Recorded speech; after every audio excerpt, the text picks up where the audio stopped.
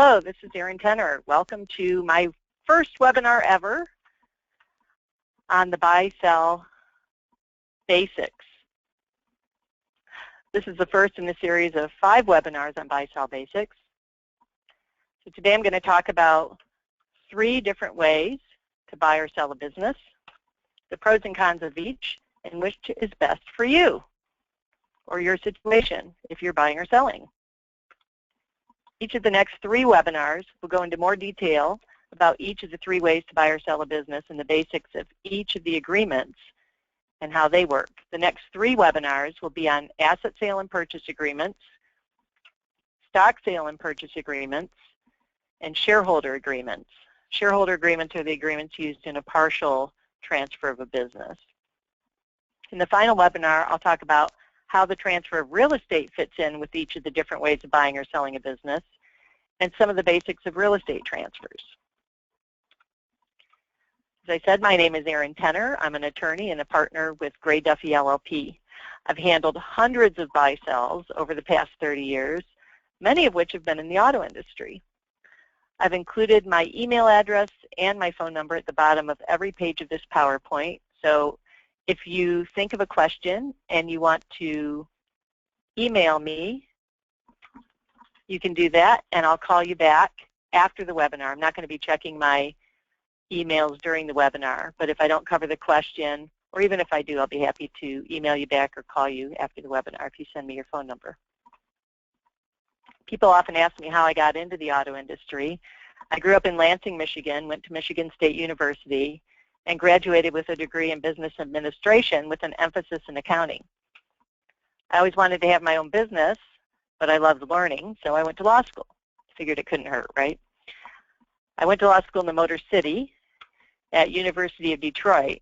This is a picture of the Renaissance Center that you're looking at, and University of Detroit is right behind it. Are people going to see the pictures in the recorded webinar? Oh, excellent. You can see the pictures. I'm glad to hear that. I looked for a job working with businesses, and my first job out of law school was for a firm in Century City that represented auto dealers. I was hired to help with buy-sells. We were handling about 35 buy-sells a year back then. Auto dealers are great business people, and I love working with them and helping them with their business goals, and I've been doing it ever since. Although most of my clients are auto dealers, I do have clients in other industries as well. And I love doing buy-sells, which is everything from helping a manager or a family member buy into a business or an owner sell a small interest to somebody in their family or business for the first time, to handling the transfer of one or multiple businesses in one transaction. As I mentioned, I'm a partner in Gray Duffy LLP. I joined the firm just this past January after 24 years of having my own business, because our practices complement each other so well. Gray Duffy attorneys represent business clients in a number of industries, including the auto industry, the heavy equipment industry, including a lot of crane work, the insurance industry, and the construction industry. We also do some work in the legal and medical professions. We help clients with business transactions and lawsuits, employment law, including employment policy manuals, advice on hiring, firing, and discipline, as well as wrongful termination and discrimination litigation, personal injury and products liability cases, and legal compliance, which is just having us come in and look at how you're doing things to make sure that you're in compliance with the various laws, especially in the employment field. It's important. But in the auto industry, there are many, many other areas to look at. My greatest area of expertise is with buy-sells, so let's get into some buy-sell basics. When lawyers use the term buy-sell, they're usually talking about an agreement between or among business owners that give the owners the right to buy or the obligation to sell their ownership interest under certain circumstances. The agreement that is drafted between the owners is referred to a shareholders agreement for a corporation, or an operating agreement for a limited liability company, or a partnership agreement for a partnership. When I use the term buy-sell, I'm using it more generically to mean any transfer of a business or real estate, for that matter, for purposes of this webinar. And when I say I'm including real estate because most real estate is owned in a limited liability company, and I'll be talking about limited liability companies a bit today. I'll go more into real estate transfers in the last webinar of this 5-webinar series. Today I'm going to talk about partial transfers, which is where shareholders agreement and operating agreements come into play, as well as 100% transfers of a business. When I say ownership interest, I'm talking about capital stock if the business is a corporation, membership interest if the business is a limited liability company, and in most other cases, a partnership interest. Capital stock or membership interest is simply evidence of ownership of the entity. Membership interest certificates look just like stock certificates. This is a stock certificate you're looking at. It would just say membership certificate instead of common stock on it. And this is a common stock certificate. There are also preferred stock certificates, which is a whole different issue that I am not going to talk about today.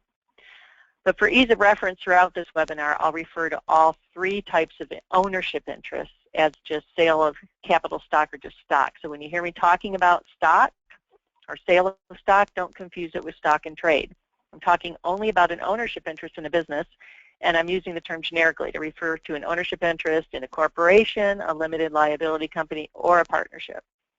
The same general principles that I'll be talking about with reference to stock apply to membership interest and partnership interest. They're just documented a little differently, except in very rare cases. And I am going to talk about one of those situations today, and when I get there, I will point it out to you, so you'll know the differences. When the client comes to me and asks for my help, they usually have already spoken with the person they're buying from or selling to. Most often they tell me they either have agreed to buy or sell assets of a dealership, or they're agreeing to sell a minority interest in a business or buy a minority interest in a business. A business can be sold by an asset transfer or a stock transfer, and I'll talk about both. However, if only a minority interest in a business is going to be sold, it will be sold by either a stock transfer or a stock issuance. It cannot be done by an asset transfer. I saw somebody try to do this once, and it did not work out well for him. He ended up owning some of the assets, which he thought he could probably, he probably thought he could do that now that I think of it, because we always talk about how an asset transaction is a better transaction for a buyer. So he probably thought he could buy some of the assets or buy some of the business by buying some of the assets. But in fact, all he got was some of the assets.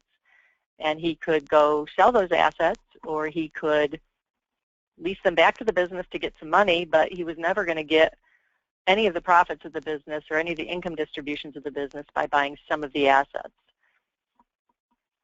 It just doesn't work that way.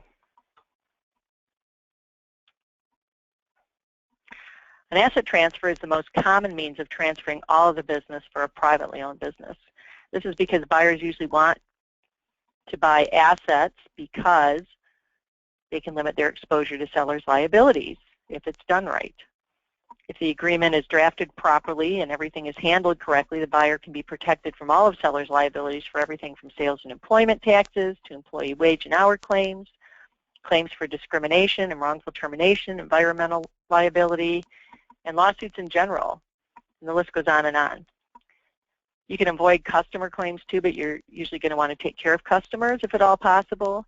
So there are ways to handle that with an indemnification agreement, which is an agreement that the seller will pay you for your cost of taking care of customers if the problem was caused by the seller.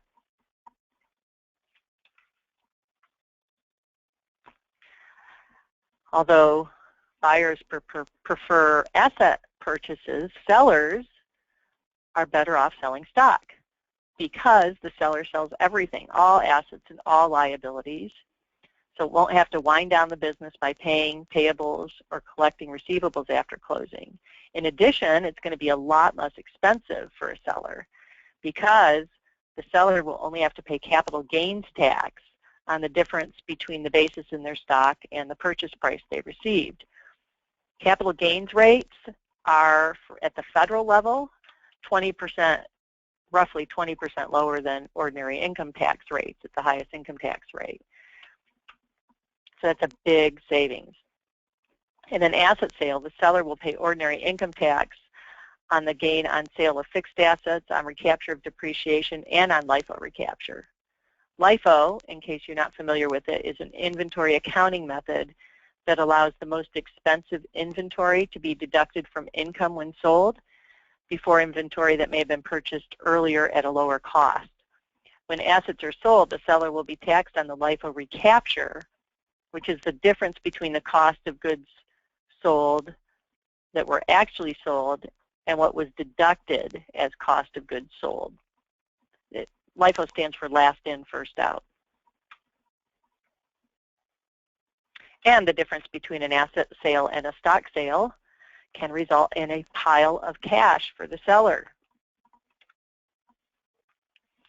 When assets are sold, payables and receivables and cash are not transferred. When stock is sold, on the other hand, everything is transferred, including all liabilities, all cash, all receivables, all payables, all lawsuits, all employees, all leases, all contracts, everything. One exception is a franchise business. The franchise is not necessarily transferred. In an auto dealership, for example, you cannot transfer the franchise at all per the terms of the franchise agreement. The factory has to approve any buyer, whether it's a stock transfer or an asset transfer, and consent to the transfer or consent to the new franchise, which will be issued to the buyer. So it's not even a consent to the transfer of the franchise, it's a consent to the issuance of a new franchise to a buyer. If a buyer can't get part of the business by buying part of the assets, how can it get all of the business by buying substantially all of the assets? Well, here's how it works. First, we form a new entity. The new entity will usually be an S corporation or a limited liability company, but it depends on the circumstances of the buyer. It could be a C corporation or a partnership, and I could do a whole webinar on how to choose an entity, maybe later. If you want me to do a webinar on how to choose an entity, email me and let me know. The new entity becomes the buyer. The buyer buys the assets of the seller in place and in use, including the fixed assets, inventory, intellectual property, phone numbers, customer list records, and assumes customer contracts. The seller terminates employment of all its employees at the closing so the buyer can hire some or all of them. And then the buyer can pick and choose the liabilities they want to assume. Usually in an auto dealership, it's going to be or in any business, it's going to be the big long-term contracts that are assumed. So in an auto dealership, it would typically be a computerized dealership management system contract that includes hardware and software and a maintenance contract. Sometimes there are phone system contracts, copier contracts, maybe some uniform contracts, or shop equipment contracts that are assigned. I'll get into all of this in a lot more detail in the next seminar in this series, which will be on asset sale and purchase agreements. Usually the buyer will assume the lease or buy the land. Sometimes they'll pick up the assets and move them to a new location, so they won't do either. But the buyer gets to pick and choose the liabilities it wants to assume. However, a buyer can end up assuming successor liability inadvertently if the purchase agreement is not drafted and handled properly, and this is a huge issue. Successor liability means the buyer is treated like they bought stock and they're responsible for all of the seller's liabilities. After closing, I sometimes will get a call from the buyer, if I'm representing the buyer, because one of the seller's creditors is claiming that the buyer has liability for one of the seller's obligations. It typically takes me one phone call and a fax or an email of some documentation to get rid of claims like that. On a deal I did a couple years ago, I got a call from an attorney who represented one of seller's employees. Sometimes employees' claims can take a little more to get rid of. It was an employee that the buyer didn't hire. The buyer never even interviewed the person because the person was out on disability leave. The attorney claimed that the client had that my client had successor liability and was responsible for the woman's wrongful termination because she was terminated along with all the other employees by the seller at the closing. The client had already called his insurance carrier, who had agreed to pick up the defense when I heard about it. I spoke with the insurance carrier, asked him if I could call the attorney who was threatening to sue, which he allowed me to do. And he went away after one phone call and a letter. He was a little harder to get rid of than most. I had to actually send him a letter with supporting case law to back up my position. My client could have had successor liability, but he didn't because the contract said, among other things that were helpful, the seller would terminate all of its employees at closing. It also said the buyer was not obligated to hire any of the seller's employees. He also had not promised employment to any of the seller's employees until he hired them. There's only been one time in 30 years of doing buy-sells, and I've done hundreds of them, when I have not been able to get rid of one of those claims by an attorney on behalf of an employee or a creditor with 1 or 2 phone calls. Sometimes people insist on pursuing frivolous claims and there's nothing you can do about it. And then, of course, if you have a client who doesn't listen, which hopefully is never the case, you can end up with a legitimate claim and successor liability, which is what we're trying to avoid by doing an asset purchase in the first place. Part of a business can be bought in only one of 2 ways, either by buying a percentage of the stock, or a membership interest or partnership interest, or by being issued stock or a membership interest by the corporation or limited liability company, as the case may be, or being granted a partnership interest by the partnership.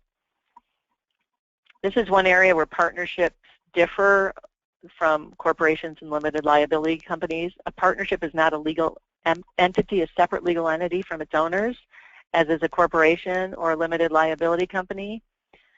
So when a stockholder sells stock, payment goes to the stockholder. When a corporation issues stock, payment goes to the corporation instead of to the stockholder. A partnership cannot issue a partnership interest and be paid for it. The payment will always go to the partner or partners whose interests are being transferred, because the partnership can't issue a partnership interest. Why would you use a stock issuance instead of a stock transfer? If an owner wants to sell stock to a general manager to give him or her an interest in the business and receive compensation for the stock, the seller would sell some of the stock and be paid for it. However, if a corporation or limited liability company needs an infusion of cash into the business, and the owner has an investor who has agreed to put money into the business in return for an ownership interest, the corporation would issue new stock to the buyer, and the money would be paid to the corporation. So let me give you an example of how this works to make it a little clearer. So say, for example, you've got an owner who owns 100 shares of stock, and the buyer and seller have agreed that the owner has agreed to sell 50% of his interest to the buyer. 50% interest is not recommended, by the way, and I'll talk about that more in a minute, but I'm using it for ease of example. So in this case, the seller owns 100 shares. He would sell 50 shares to the buyer, and they'd each own 50%. However, if the seller wanted to get the money into the corporation instead of having it go to himself, and the corporation issued only 50 shares, the buyer would end up with only 1/3 interest, since now there'd be 150 shares outstanding. So to give the buyer a 50% interest, the corporation would instead have to issue 100 shares. Now I'm using a 50% interest for ease of example. In reality, a 50% interest is never advisable in any business, because if 2 people each own 50% and they don't agree, nothing gets done without going to court to break a deadlock. You don't want to have to do that. It's very expensive. For new car dealership, factory approval is required to transfer the dealership's assets. Excuse me, the factory will not typically approve a 50% ownership interest. There are some people out there who do own 50-50 interests, but usually they're much older dealerships. They've been around for a long time, and it's the exception, not the rule. There are some creative ways to make that work, but it really depends on the circumstances. So if you have multiple shareholders, a stock issuance will reduce the ownership interest of all the shareholders proportionately. And if you don't want to have to transfer, if you have 3 shareholders who all want to transfer to a 4th person, and you don't want to have to do transfers, 3 separate transfers, you can just do a stock issuance, and you can reduce everybody's shares proportionately. Say you add a 4th shareholder. If there are 3 to begin with and they each own 1/3 of the shares, you add a 4th shareholder, give them the same number of shares that all of the other 3 have, and suddenly you've got 4 shareholders who each own 1/4 of an interest. I'll talk more about this in the 4th webinar in this series. So when you buy or sell a partial interest, you want to make sure You're not going to end up being partners with someone you didn't intend to be partners with. How can that happen? If your partner dies, you'll end up being partners with their spouse or their heirs. If they divorce, you can end up being partners with their ex-spouse, who even they didn't want to be partners with. If the spouse is awarded the interest in divorce, if they file bankruptcy, you can end up being partners with their creditors. Who would want that? So how do you prevent this? You have a written agreement that gives you the option under certain circumstances to buy their shares. I'll talk more about this in the 4th webinar in this series. This agreement is called a Shareholders Agreement for a corporation, an ownership agreement for a limited liability company, and a partnership agreement for a partnership. So we've talked about an asset transfer and a partial stock transfer. In some cases, a buyer will agree to buy all the stock of a seller. It isn't common for privately held businesses because the buyer buys all the liabilities, but it is a way to sweeten the pot for the seller. Usually, you can also pay less for stock when you purchase stock, although it's not always the case. I had a client once years ago who told me he was selling assets of his dealership. He had a buyer, and they'd agreed on the price. He told me the price, and I told him he could get a lot more for the dealership. I made one phone call and got him $1.5 million more for a stock purchase. He had agreed to an asset purchase. In part, that was because he had a franchise that was in demand. I knew there were multiple people who would be interested in buying that dealership. And I knew what the prices were for those dealerships, what they were going for, because I'd done plenty of buy-sells. I called him back and told him the offer and told him I could get him even more, but he accepted the offer, and we had a much simpler transaction as a result. And not only did the seller make more money on the purchase, he also saved a lot in taxes. If a seller is only getting offers to buy assets and suddenly gets an offer to buy stock, they're going to take it seriously if they understand the difference. The entire business was transferred to the seller, or it was transferred to the buyer, and the seller did not have to pay any liabilities after closing or wind down the business. He transferred them all to the buyer. The purchase agreement was much simpler in many ways, although there were more warranties and representations and more due diligence, as there will always be in a stock purchase because you're buying all the liabilities. It's more likely that you're going to be able to get somebody to agree to buy stock in your corporation if it's been well maintained. So there may be some work that you need to do to get the maintenance up to date if you're thinking about selling stock.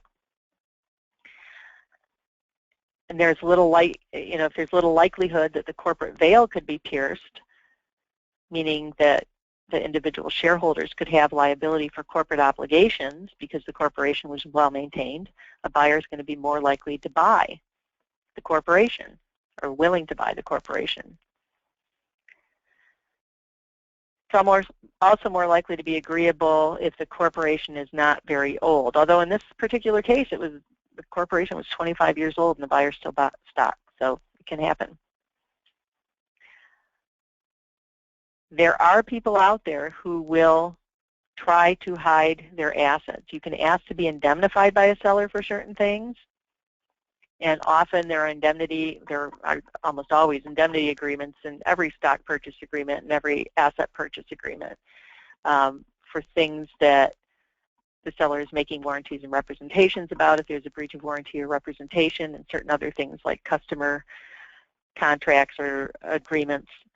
But those indemnity agreements are only as good as the people giving them, so you have to make sure that those people have some assets. And there are some people out there who will try to hide their assets. I saw a dealer once try to hide his assets by transferring all of his assets to his spouse. Unfortunately for him, his spouse promptly divorced him, so that didn't work out too well for him, but that is not something I would ever recommend doing, by the way. There are ways to protect your assets legally. That would be called fraud, what he did, but you have to be cognizant of the fact that there are people who do things like that on occasion, not a lot.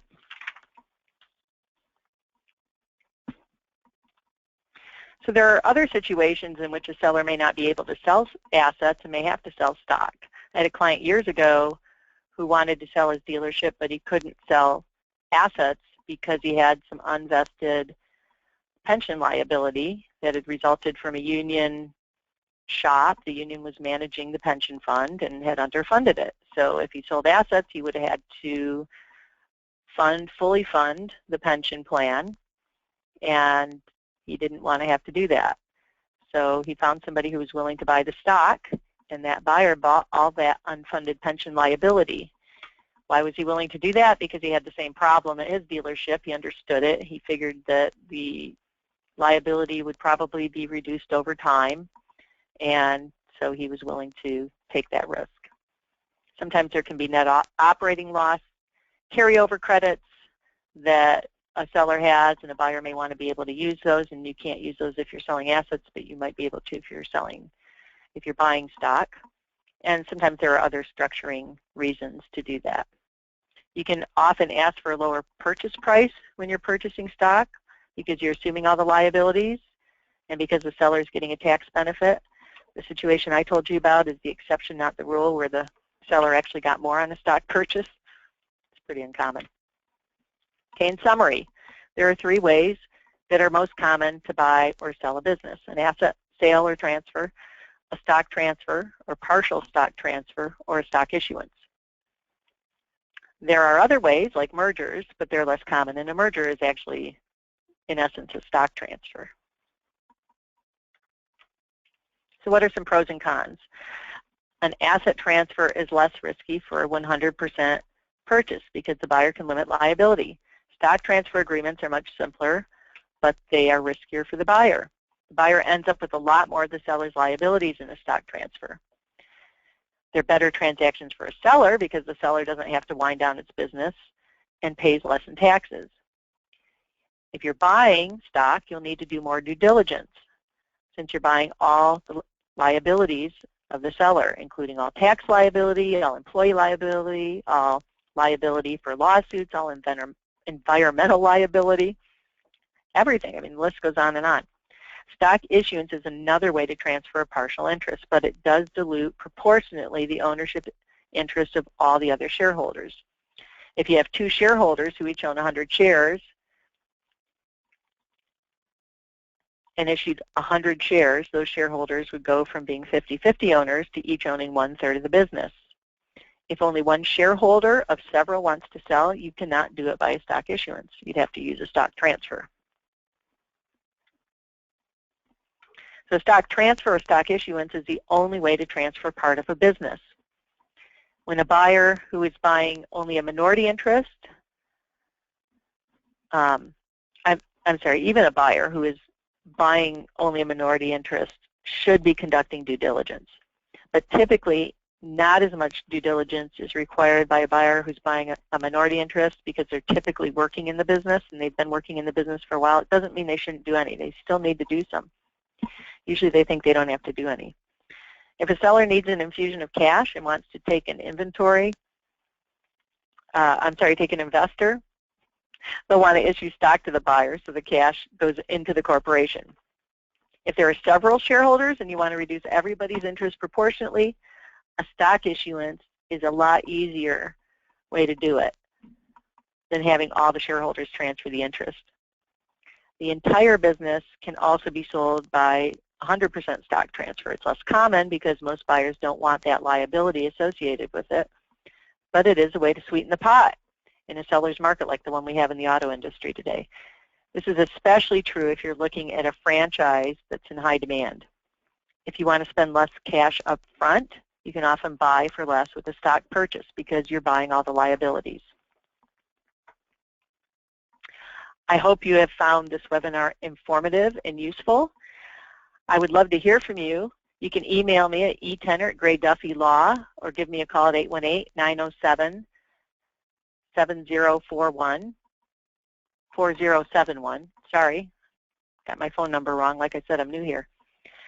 With any questions or comments, if you have ideas for future webinars or if you just want to ask me questions, feel free to give me a call. I'd be happy to talk to you. Thanks for attending.